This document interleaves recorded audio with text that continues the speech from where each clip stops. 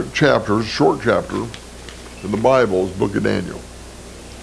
And especially, chapter 3. I thought it was going to be a trumpet.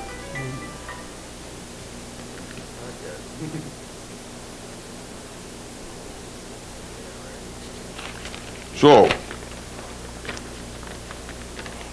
this is a story about 3 young Jewish men who loved God.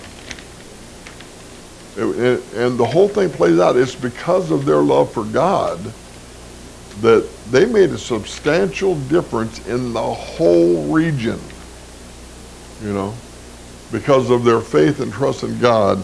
So I want to read this to you guys. King Nebuchadnezzar made an image of gold 90 feet high and 9 feet wide and set it up on the plain of Dura in the province of Babylon. I want to tell you guys, most of my life I have had a golden image in my life, even as a pastor. I got to tell you that. And my golden image was Harley Davidson. You know, I would never make the statement that I esteemed Harley Davidson above my Lord, but my actions, how I spent my time and finances, said that I did, you know, I mean, and so the Bible says you'll know by their fruit what they produce. And what I was producing really couldn't be seen by many because I covered it up by calling it biker ministry. Although it wasn't biker ministry at all, it was just a bunch of guys out riding with Christian patches on our back, but we really weren't presenting the gospel. We figured that the patch on our back is evidence of what we do, but you know, it was just I finally realized it after I had put my bikes above my wife. You know, I was spending more time and money on them than I was on her. I built them so radical that she couldn't ride on them. You know, it just so me, I either got to go full bore or not, and so I had to sell them. I had to sell my little G God because I couldn't be tempted by it anymore, you know. But I imagine all of us have something in our lives that if you look at our daily planner and our checkbook, you'll find that we put other things above Him.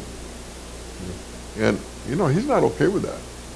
He's not okay with that. But I want you guys to be blessed. That's why I chose to share this with you. He then summoned the satraps, prefects, governors, advisors, treasurers, judges, magistrates, and all the other provincial officials to come to the dedication of the image that he had set up. Can you imagine that? What it looked like? I mean, we're talking the whole region, all the big dogs are coming there to worship this idol because the king said so. And I like to throw a little funny twist in there. I said, can you imagine all the stretched chariots they were in the parking lot? You know, I mean, everybody's there, you know. So all of the leaders of the region were there. So the satraps, prefects, governors, advisors, treasurers, judges, magistrates, and all the other provincial officials assembled for the dedication of the image that King Nebuchadnezzar had set up, and they stood before it. Their idol, because the king said so. Then the herald loudly proclaimed, "This is what you are commanded to do, O peoples, nations, and men of every language." Guys, that's huge. As soon as you hear the sound of the horn, flute, zither, lyre, harp, pipes, and all kinds of music, you must fall down and worship the image of gold that King Nebuchadnezzar has set up. It's almost like what's going on today. Pastors are being arrested, not just in third world countries, but now it's becoming hate speech to share the full gospel, the entire Bible, because of all the weird stuff going on, 60 genders and all this kind of stuff. You can't be male or female. You can't, you know, God said homosexuality is an abomination to him. If you say that, in some places, you can be arrested. It's just the Bible. And so we can't fear being arrested as we present the gospel. We can't fear that because God told us to present this. And they arrested Jesus. I mean, how much more are we to be arrested? You know what I mean? If they arrested God, believe me, if things continue like they are, they're going to be arresting us. They're going to be out here shutting our doors down. What do we do then? Preach the gospel. Yeah, I mean, we preach the gospel. I've got bolt cutters. Guys, I don't have a problem doing a jail ministry. I just don't. We got an Oxford case. Yeah. Sure. Can you imagine this? It says, whoever does not fall down and worship will immediately be thrown into a blazing furnace. So that's a pretty good encourager for people to bow down and worship this thing. Because if they don't, they'll be killed. Therefore, as soon as they heard the sound of the horn, flute, zither, lyre, harp, and all kinds of music, all the peoples, nations, and men of every language fell down and worshiped the image of gold that King Nebuchadnezzar had set up. I can't even visualize this happening. To the whole region, all the people, you know. Can you imagine how far that would have to expand out? Different languages, you know. They all couldn't have been there, but wherever they were at, they had to bow down and worship what this king set up. We're not in D.C., but the thumb is coming down, guys. The thumb is coming down. At this time, now it's getting really cool here. At this time, the astrologers came forward and denounced the Jews. They said to King Nebuchadnezzar, "O king, live forever." So now they're buttering him up a little bit for what they're about to tell him. "You issued a decree, O king, that everyone who hears the sound of the horn, flute, zither, lyre, harp, pipe, and all kinds of music must fall down and worship the image of gold, and that whoever does not fall down and worship will be thrown into a blazing furnace." He's setting him up. He's setting him up here because King Nebuchadnezzar, there's these three Jewish boys, he really liked them a lot. You know, and he would never have thrown them into the blazing furnace if this thing hadn't been, it's almost like they blackmailed him, you know. "But there are some Jews whom you have set over the affairs of the province of Babylon." That's big, that's huge. "Shadrach, Meshach, and Abednego, who pay no attention to you, O king. They neither serve your gods," little g, look at that, "nor worship the image of gold you have set up." Can you imagine how he felt at this point? This is furious with rage. Nebuchadnezzar summoned Shadrach, Meshach, and Abednego. So these men were brought before the king, and Nebuchadnezzar said to them, "Is it true, Shadrach, Meshach, and Abednego, that you do not serve my gods," little g, or worship the image of gold I have set up? Guys, there's coming a time when the thumb's coming down. There's going to be a price to pay for being a Christian, an active Christian. Now, when you hear, he's talking to them three now, when you hear the sound of the horn, flute, zither, lyre, harp, pipes, and all kind of music, if you are ready to fall down and worship the image I made, very good. But if you do not worship it, you will be thrown immediately into a blazing furnace. Then what little g God will be able to rescue you from my hand?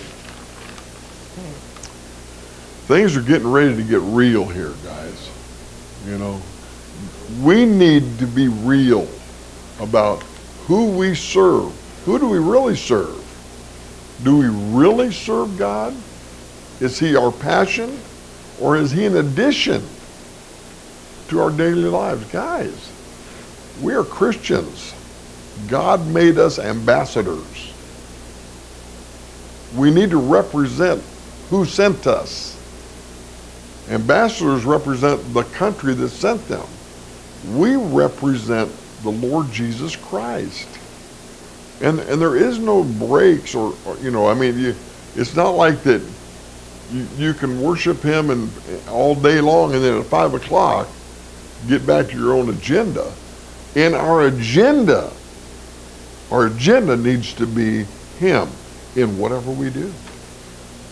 We can represent him in whatever we do. Do we? Do we? Okay, here, let me tell you what these little Jewish boys did. Shadrach, Meshach, and Abednego replied to the king. Oh, I love this. This may be my favorite line in the Bible. It really ministers to me. Oh, Nebuchadnezzar. Notice they didn't say King Nebuchadnezzar, they just said Nebuchadnezzar. I love it. That's it. We do not need to defend ourselves. Say that to a judge before you in this matter. If we are thrown into the blazing furnace, can you imagine these three guys talking to the king?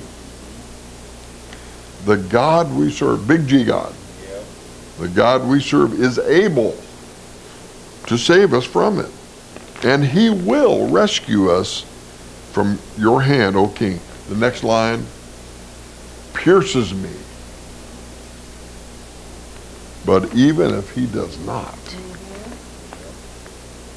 we want you to know, O king, that we will not serve your gods or worship the image of gold you have set up.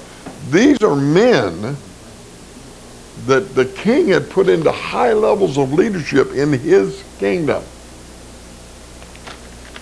And they're just saying, no, we ain't doing it. Now remember, these guys are really dear to King Nebuchadnezzar. He don't want to throw them in the furnace. But they're making a public proclamation that they're not going to divert their attention off the big G God onto a little g God. They're not going to do it. They're willing to die for their God. Are we?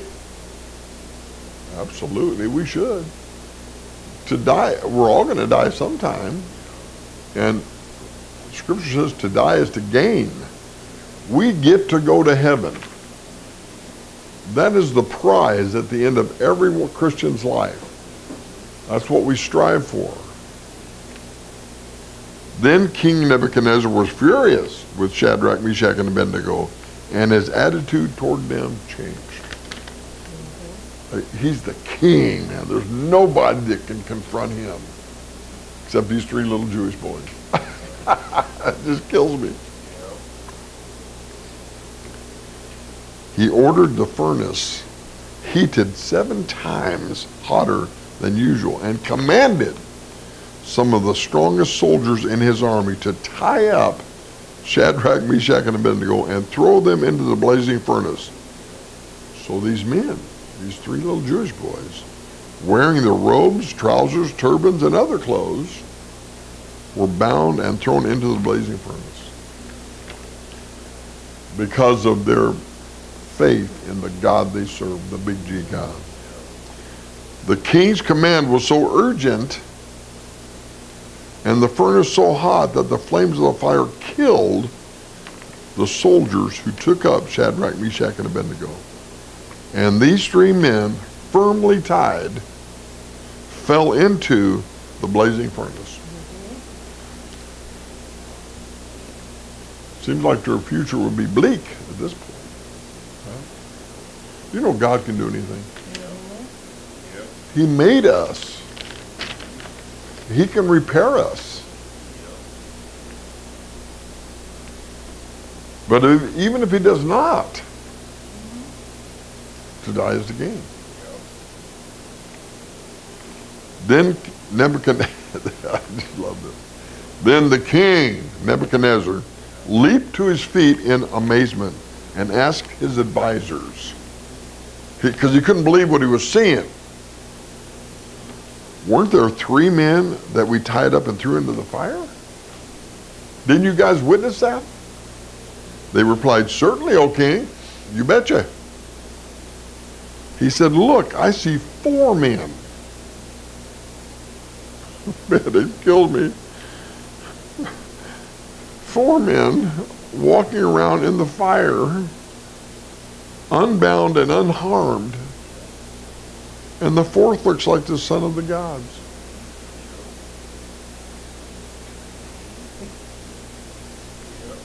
What could he possibly think? 7 times hotter. And they're walking around in there, fellowshipping.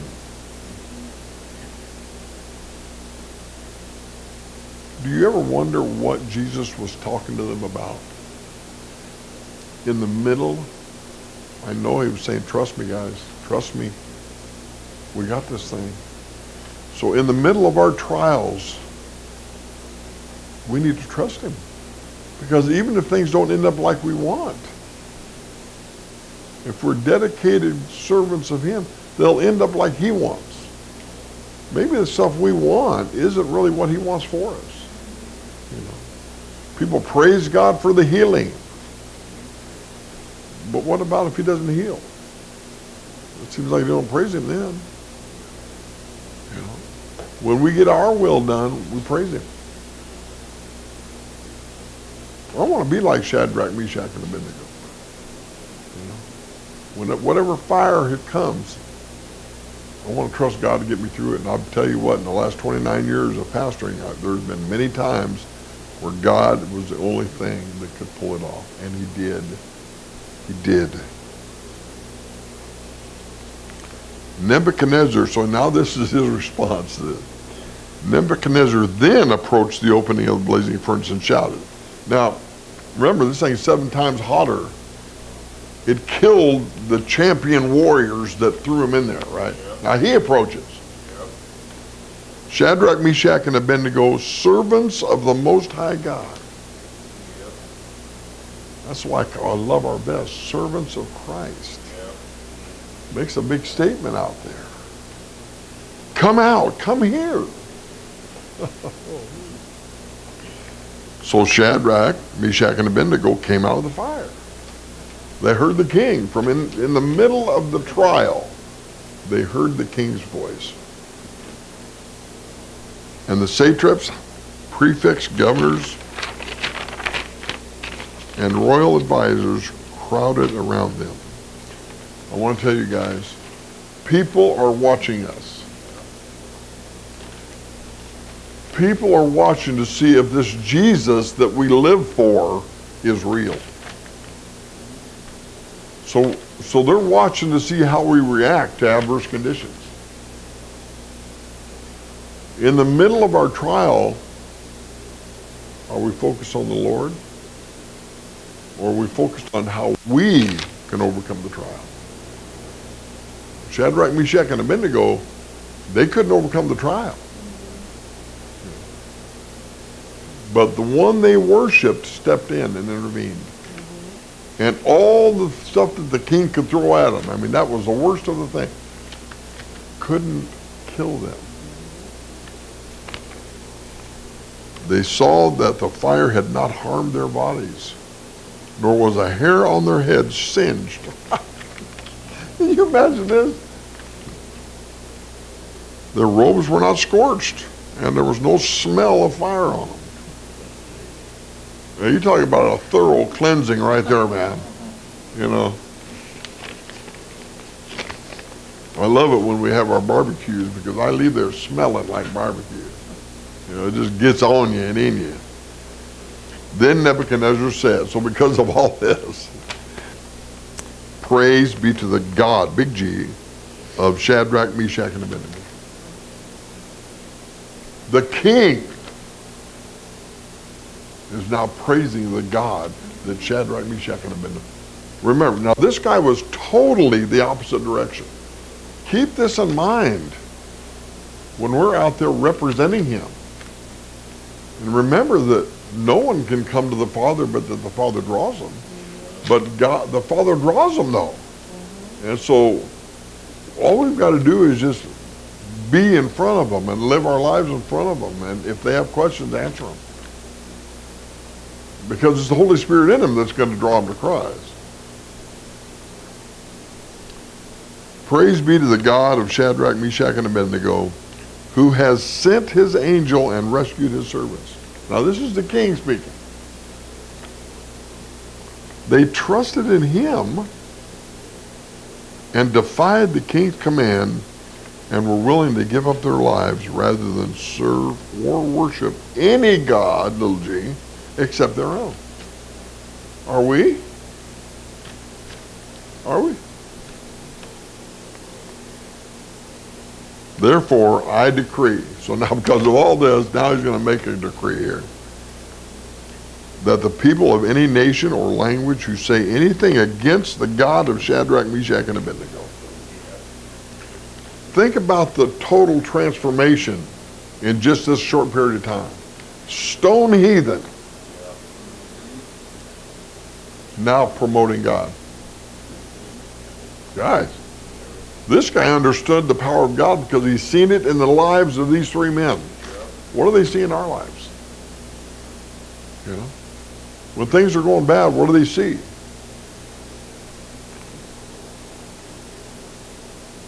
I decree that the people of any nation or language who say anything against the God of Shadrach, Meshach, and Abednego be cut into pieces. No, that's not what God would have us to do.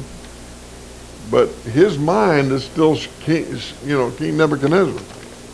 Be cut into pieces and their houses be turned into piles of rubble. For no other God, he's talking about all these other false gods, can save in this way.